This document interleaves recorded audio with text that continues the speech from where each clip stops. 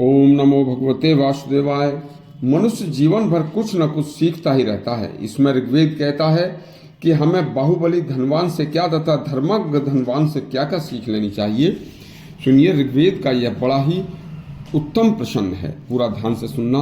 ऋग्वेद में साफ साफ लिखा है कि इस पृथ्वी पर जन्म लेने वाला प्रत्येक व्यक्ति सुख चाहता है। एक सुख को देने वाला ऋग्वेद कहता है कि सुख धर्माचरण से प्राप्त होता है, इसलिए हमारे किसी भी कृत्य से धर्म की हानि न हो, यह देखना आवश्यक है। देखिए, हमारे सभी शास्त्र कहते हैं कि धनवान दो प्रकार के होते हैं, एक बाहुबली धनवान, दूसरे धर्मज्ञ धनवान। अब बाहुबली धनवान की बात करते हैं। जब कोई मनुष्य अपने बाहुबल तथा शक्ति से संपन्न होता है तो अपनी शक्ति के घमंड में वह अधर्माचारी बन जाता है। और फिर बाहुबली बना शक्ति संपन्न व्यक्ति किसी प्रकार से किसी की संपत्ति हड़पना, कमजोर का धन अपनाना और कभी भी किसी कुकृत्य को करना, अपनी शक्ति से कम शक्ति वालों को सताना और सभी कुकृत्यों को करना की उसकी एक प्रवृत्ति बन जाती है। और भगवान का यह नियम है कि ऐसा बाहुबली अधिक से अधिक 12 वर्ष से लेकर 18 वर्षों तक अपने बाहुबल से कुकृत्य करता हुआ प्रसन्न रह सकता है।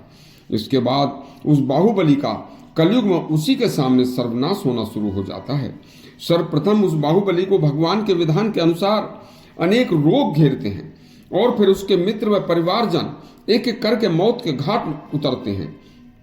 फिर अपनी शक्ति को इस तरह कमजोर होती देखकर वह रोगी बाहुबली भारी निराशा में डूबता चला जाता है और कुछ दिन बाद वह रोग, बीमारी आदि से कष्ट पाता हुआ मर जाता है। शास्त्र कहते हैं ऐसे दुर्दांत पापी के लिए एक तिनका भी वज्र के समान हथियार बन जाता है और उसका नाश हो जाता है। जिस प्रकार जिस कृत्य को करके वह सुख समझ रहा था, अरे वह वास्तव में सुख नहीं, वह तो उसके दुखों का कारण था। अब बारी आती है धर्मज्ञ धनवान की।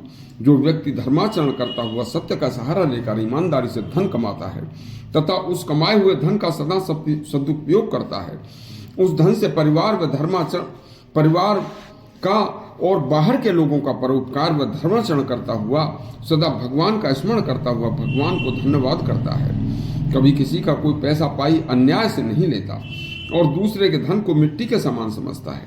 केवल धर्म पूर्वक कमाए धन से सदा दूसरों को की मदद करता है और जो भगवान ने दिया है उसी में प्रसन्न रहता है। वह सदा सुखी जीवन जीता हुआ अपने परिवार में तथा रोग रहित शरीर में खुशियां ही देखता है। अब उस धर्माचारी मनुष्य को कभी कोई दुखदायी रोग नहीं होता। यदि कभी कोई कष्ट आ भी जाए तो वह कष्ट उसका बिना कष्ट दिए, बिना दुखी किए नष्ट हो जाता है। उस घर में कभी उस धर्मात्मा के सामने कभी कोई अनिष्ट नहीं होता। कभी किसी परिवारजन की उसके सामने अकाल मृत्यु नहीं होती।